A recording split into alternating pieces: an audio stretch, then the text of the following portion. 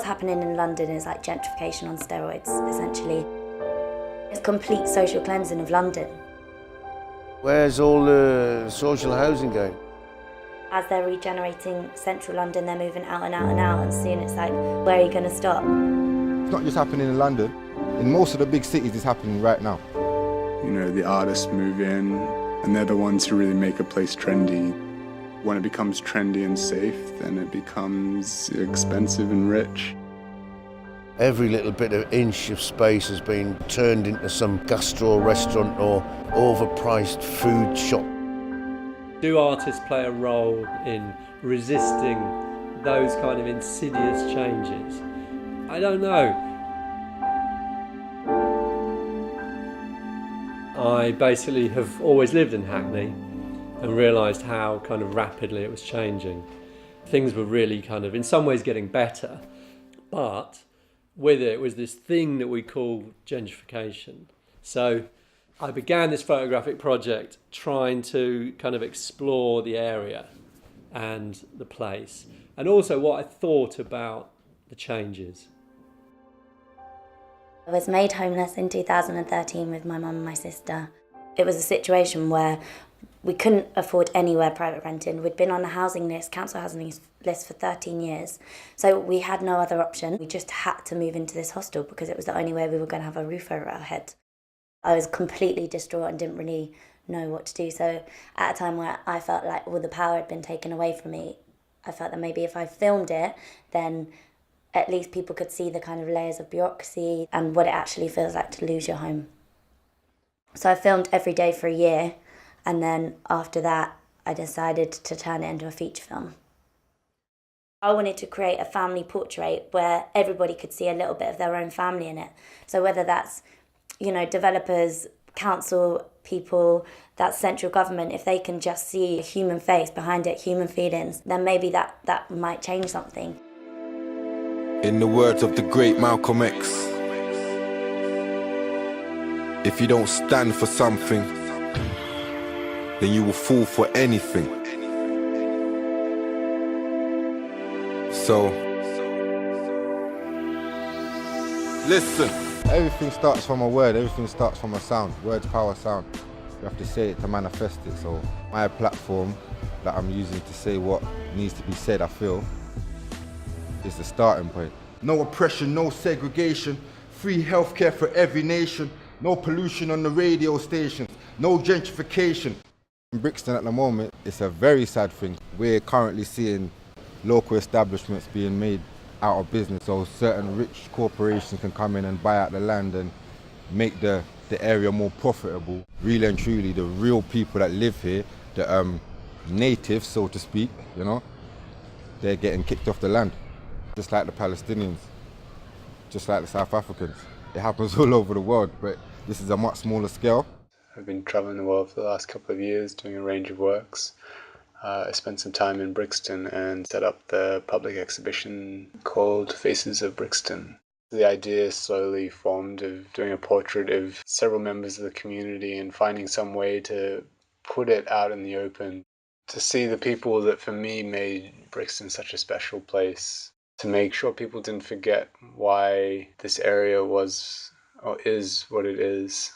Gentrification seems to be the transition from a culturally rich area built on the backs of people to something more heartless, if you will. You can only see a positive in it if you're ignorant to the fact and the feelings of the people that are originally living there, you know? I don't think gentrification should be framed as an evil thing in itself. The problem is that it's happening at the same time as house prices and property prices have exploded and gone insane. After we finally got a house, I became like super interested in housing campaigning because I think that all over the country, people's basic human rights are being taken away. It's just kind of big developers and councils going in and selling off what they consider brownfield, but is actually people's homes, and making huge amounts of money in it. The gentrification of any area is just preparation for the future ideologies whereby they want to bring martial law and they want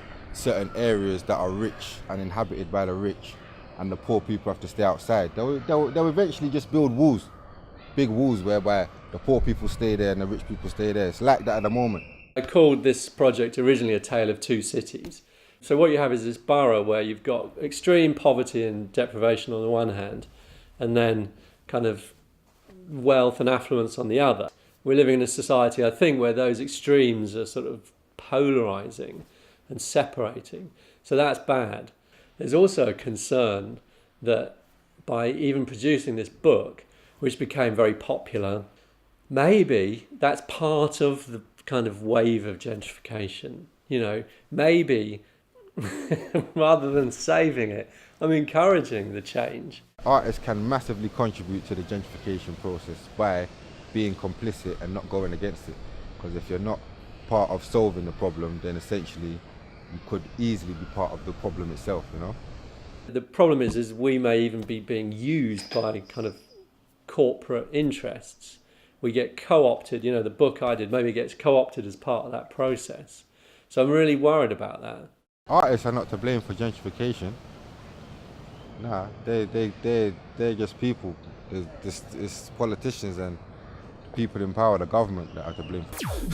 The government is not our boss. If we don't know the truth, then that's our loss. People are just pawns in the game. We just abide by whatever situation we're thrown into. There's no point hating middle-class people or wealthy people or hipsters. Actually, what we need is a government and councils who protect diversity in an area. Artists and those people that are part of the problem, essentially because they're moving into those places, they are also victims of a system which doesn't allow them to buy in any other areas. So I think it's just about being really responsible with what you're doing. In recent years in our Brixton, there's been a lot of changes. The prices have shot up, but not enough in wages. Our closest mates and neighbours have been replaced by strangers, and we're all getting forced out because we don't share their status. But this change is called progress by those left with jobs. Network Rail are evicting the traders from the arches and the market that made Brixton famous. It's serious. And if Network Rail don't listen, they won't just evict the traders, they'll be evicting Brixton. This is our Brixton. Brixton first. They're all moving in to boot us out. They wanna loot the town. We're taking Brixton first. If the money talks, they better shut them out. Ain't shutting shop, I ain't moving house. We built this town, we ain't moving out. Real talk, London is under attack. Fuck that, I ain't gonna live by words. We're gonna take London back, and sister, we're gonna take Brixton first. Daddy, how do you spell gentrification? Well, it's L-O-O-T-I-N. Where they run up in the bits with the bags like they be grabbing up and stacking up and see them cruising. We would all call that looting. We built this town, we ain't moving out.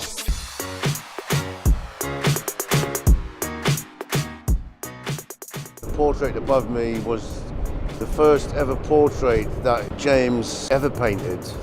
And I think with this was like a protest in association with the Save Brixton Arches campaign. I don't know if it will do anything to stop the overall momentum of gentrification, but I think for me the more important impact was on the individuals. It was always about celebrating them. I think the biggest purpose of it was to make sure that they felt recognised. The artists who approached us, we gave them what we would like to have on our blinds, etc., and our shutters. You know, we want to show that although Lambeth say that they'll try and do their utmost best to keep us here, they're not listening to the people. It's all lip service. It's all just for the media. So the artists, they did great pieces of work, etc., and they express our views very well. But again, it works two ways because they get great exposure. I mean, they have an ulterior motive. This is a great canvas for them to put their work out there. Artists want to kind of communicate their changing environments regardless. So whether these people are coming in to kind of get press, they are still just translating what they see happening around them, and they have a right to do that. Art can be really, really powerful, and it just gives us creativity, and it allows a space for us to say something that we disagree with, and maybe people feel that through voting or through other methods writing to their MPs they don't get heard, but through their art it's their space and they can say what they want. with the film, when people saw it, gets them really fired up, and that's what you need, is like to inject people with passion and, you know, empower people to say, like, I took this really awful situation and I made something from it, and everyone can do that, and then we can, you know, change the world.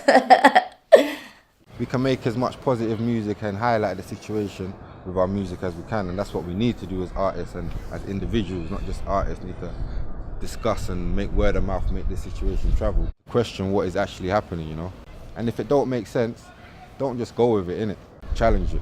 Question everything, the life that we live in is a lie, cause it's not just clouds in the sky, and the Illuminati is not just an eye, and I know that Adam and Eve was a lie, so I question everything and never take another man's word or rely on what another man's heard. It's hearsay. I believe in myself, repeat that. I believe in myself, you see, cause who's really had enough, and who's really tough, and who's scared? If there's life on the moon, then just leave them there.